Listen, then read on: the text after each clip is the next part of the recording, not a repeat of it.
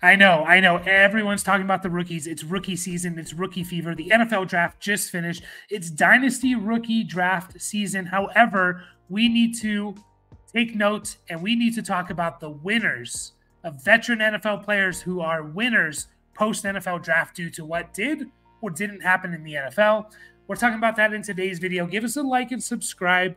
We put out Dynasty content all year long, and we're starting off this video talking about a couple of running backs, one of them being Mr. Gus Edwards, the RB1, question mark, for the Los Angeles Chargers. He's currently, according to Keep Trade Cut, RB47, and I think that's a little low. I think that's significantly low. I know he's older, but honestly, there's very few running backs beyond the Bijan Robinsons, Breece Halls, Jahmyr Gibbs, Jonathan Taylor. Beyond those guys, when it comes to running backs, I ask, what can you do for me in 2024?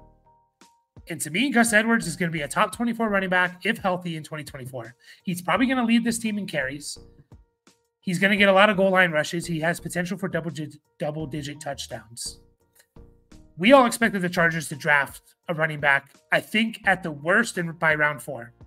The Chargers did draft a running back, but he was round 6. And I like Kamani Vidal. He's one of my dynasty rookie sleepers in this upcoming draft. I think he's going to play a role for this team. However, he's a 6th-round rookie. Those generally don't hit. And even if he does have a role, Gus Edwards is still probably going to lead this team in carries. They're going to run the ball a lot. And Gus Edwards is going to get a lot of the goal line stuff. They trust him. They know what they got with him. He averages like over 5 yards a carry, especially in Greg Roman's system. Gus Edwards, to me, him being ranked RB47, I think he actually dropped 5 spots over the last 30 days. Maybe that's just because of where rookies landed, but I don't understand why he should be. I'm not saying he should be ranked in Dynasty as top 24, but he's going to finish next year as a top 24 running back.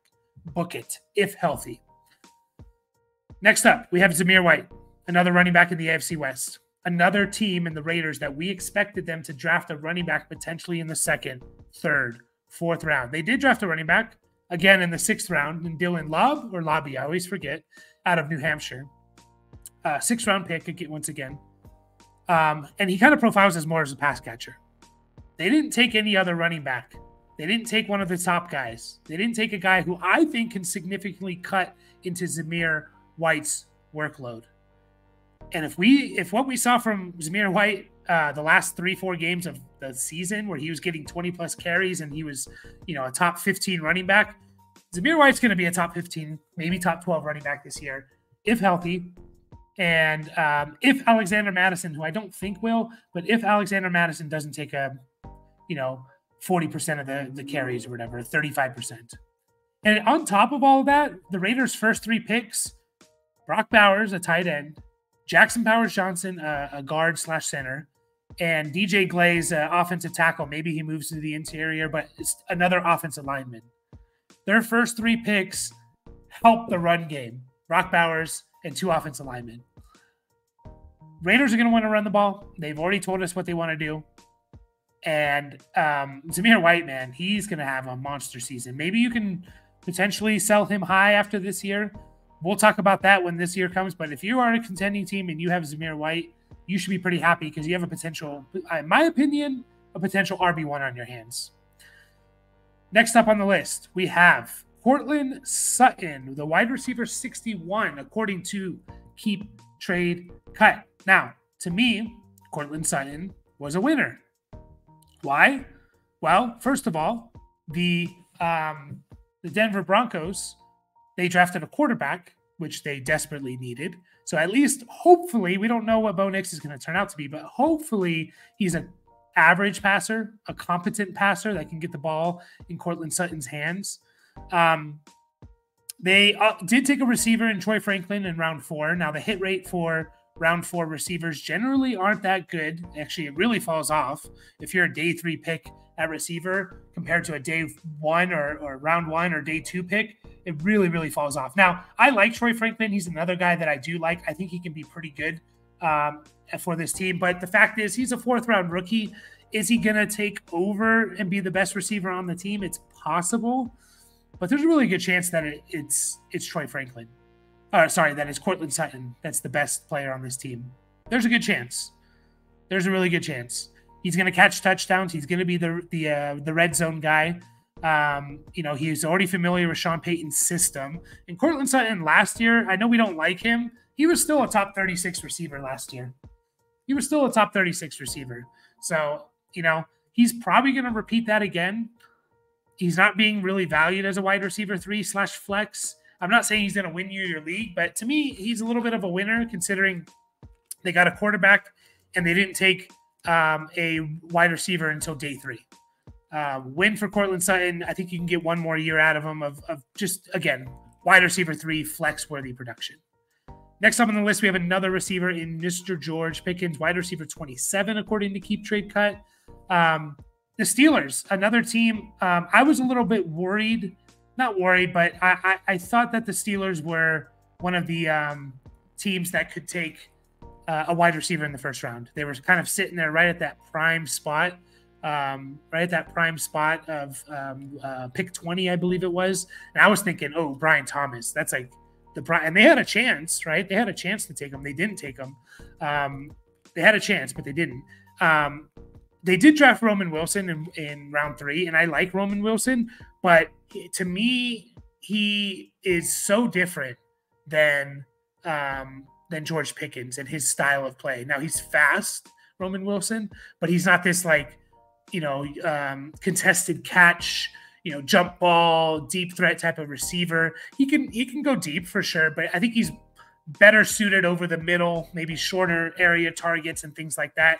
So they kind of complement each other very well. If they would have taken an alpha receiver in like a Brian Thomas, or even a guy potentially as like, one of the other first round picks, like a Leggett or Keon Coleman, not saying they would have been better than George Pickens, but I'm fairly confident that George Pickens is still, like, his production shouldn't change unless Russ either sucks or George Pickens gets hurt.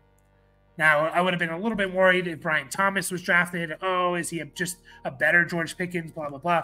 No, I think Roman Wilson, there's plenty of a ball to go around. And, I think George Pickens is a winner, especially because I thought they really were going to take someone either in the first or second round, and they didn't. They took 2 offensive linemen. So George Pickens, to me, is a winner. Now, I cheated on this one. I put a rookie in here.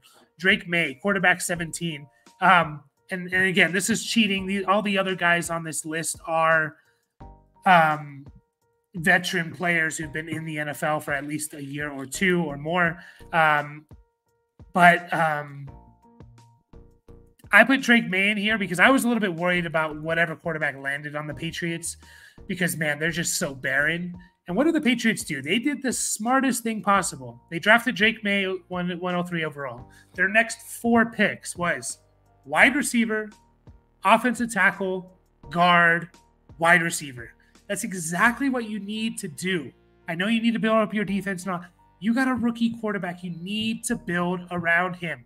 And the Patriots did. They went from, Demario Douglas as their wide receiver 1 or Juju Smith-Schuster. Now they had 2 rookie receivers. They had 2 rookie offensive linemen. That makes me more excited about Drake May and less worried about him. I have him clearly ranked ahead of J.J. McCarthy. Now, if you want to argue J.J. McCarthy over Drake May in the Dynasty rookie draft, I'm not going to argue with you. But them going 4 straight players to help Drake May really solidified Drake May to me as the QB3 in this Dynasty rookie draft. So I was excited to see that. I have another quarterback for us, Kyler Murray. This one's pretty easy, guys. He gets Marvin Harrison Jr. He gets Marvin Harrison Jr., maybe the best wide receiver prospect to come out in several years. And it's as simple as that. What was it? DeAndre Hopkins' first year in Arizona was 2020, I believe. Yes, 2020 had 1,400 yards, 6 touchdowns, 115 catches. Kyler Murray was the QB2 because not only did he run the ball, he had a really elite receiver to catch the ball. And now Kyler Murray not only has Marvin Harrison Jr., but he has Trey McBride, who's one of the better tight ends in the league. He has Michael Wilson, Greg Dortch. He has some weapons now. He does. So Kyler Murray, to me, is going to be, if healthy, that's kind of the caveat for everything. I think Kyler Murray is going to be has a good chance of being a top 5 quarterback this year. because he has someone to throw the ball up to. So awesome to see. Next up on the list, I have Mr. Jameson Williams. Now, I know a lot of people are not excited about Jameson Williams. To me, this draft was very telling about what the Lions think of Jameson Williams. Go look at the Lions depth chart. Go look at their depth chart. By the way, wide receiver 49 for Jameson Williams. Go look at their depth chart. Who's their wide receivers after Amon-Ra St. Brown? Well, according to the ESPN depth chart, it's Jameson Williams, Khalif Raymond, Donovan Peoples-Jones, Antoine Green, Traquan Smith, Tom Kennedy, Doris Fountain, Maurice Alexander. My point is, there's no competition for the wide receiver 2 spot. Josh Reynolds, you can make an argument, right? Josh Reynolds could be the wide. He's gone. There's no competition. Now, I know he's kind of, Sam Laporta might be the number 2 receiver. Obviously, he's a tight end, but he might be the de facto number 2 target on the team. I understand that. But I said before, in this draft, this is going to tell a lot about what they feel about Jameson Williams, because it's a wide receiver stacked draft. And they were in that range to get that second tier at pick 24 or pick wherever they were. I think they moved up, but the late 20s, mid to late 20s range, and even the mid to late second round range, right? They were in position and they went defense, offensive tackle, running back, defense, offensive lineman. No wide receivers in a stacked wide receiver class. So I think, to me, this is them saying, Jameson Williams, we believe in him. He's our wide receiver 2. It's a make or break year for Jameson Williams. I know you're not going to get the value that you drafted him at.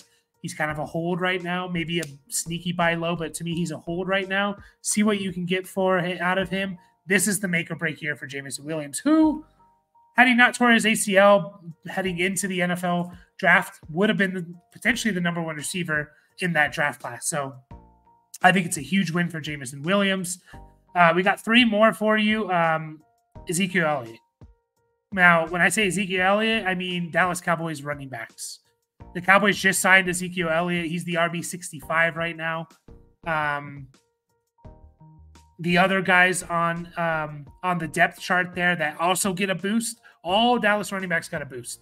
Zeke, Rico Dowdle, Deuce Vaughn, Royce Freeman, hell, all of them. All of them. Now, Zeke, once again, RB 65. Deuce Vaughn, RB 66, Rico Dowdle, RB 51. If I had to choose one of them that I think is going to be the most productive Cowboys running back currently on the roster, it's Zeke for me. It's Zeke. So not only did they not take a running back, this was another team. Chargers, Raiders, Cowboys, we all expected to take running backs in like round 2 or 3. Chargers, Raiders took one, and Raiders took one in the round 6. Cowboys didn't even draft one.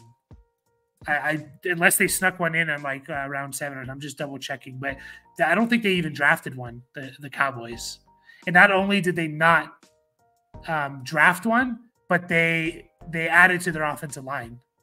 Yeah, they added to their offensive line. They took a tackle, an interior lineman, I believe. I think they took 2 third round. They took an interior lineman. Yeah. So like the Cowboys, not only did they not draft a running back, maybe because of Jerry Jones, but they took 2 offensive linemen with their first 3 picks and another one later on. So that's great news for all Cowboys running backs, in my opinion. 2 more on the list, guys. We have Drake London, the wide receiver 11, according to Keep Trade Cut. And it's pretty simple here. I thought the Falcons were in play for like a Rome Odunze. Obviously, they took Michael Penix, which shocked everyone. But not only did they not, take a wide receiver at the 8, they didn't take a wide receiver at all. I think they went actually all defense. If I'm mistaken, maybe they snuck an offensive lineman in there. I'm just double checking, but they. I'm just real quick. I'm just double checking what the Falcons did here. Okay, they went quarterback, D-line edge, D-line linebacker, running back. Okay, they took a wide receiver in the 6th round, and then defensive interior. But again, I thought they were in play for a wide receiver because I know they have Drake London. Kyle Pitts is like the de facto number 2, and he's a winner too, by the way. But look at their depth chart. Darnell Mooney's their wide receiver too. Drake London is the alpha, no question. Could get the CD Lamb, Devontae Adams type of treatment where it's just like all the targets, 30% of the targets go to him. So, and he has Kirk Cousins. And even if he loses or doesn't have Kirk Cousins, he has a top 8 now, a quarterback, QB4, who was drafted top 8 in this draft. So Drake London is a huge winner for me. And then last up, we have, Olave and A.T. Perry in particular, Saints receivers in general, another team that I thought was kind of in play to take, potentially take a wide receiver. And they took one, but in the 5th round, they went tackle, cornerback, the first 2 picks, and then they didn't have a pick till the 5th round. So I think Olave, clear cut, number 1 guy, and A.T. Perry. It doesn't have any competition added. A 5th round receiver. I know he's a 5th round pick as well, but I like A.T. Perry. He doesn't get significant competition coming in. He potentially could take over as the wide receiver 2 for the Saints. So there you have it, guys. Those are my winners. Once again, we have Gus Edwards, Zamir White, Cortland Sutton, George Pickens, Drake May, cheated there, Kyler Murray, Jameson Williams, Ezekiel Elliott, Drake London, and then by the way, the Ezekiel Elliott was just Cowboys running backs in general, and then Saints receivers, particularly Olave and A.T. Perry. There you have it, guys. I will put out a losers video next. And appreciate you guys watching. As always, like and subscribe to the channel. Catch you guys in the next video.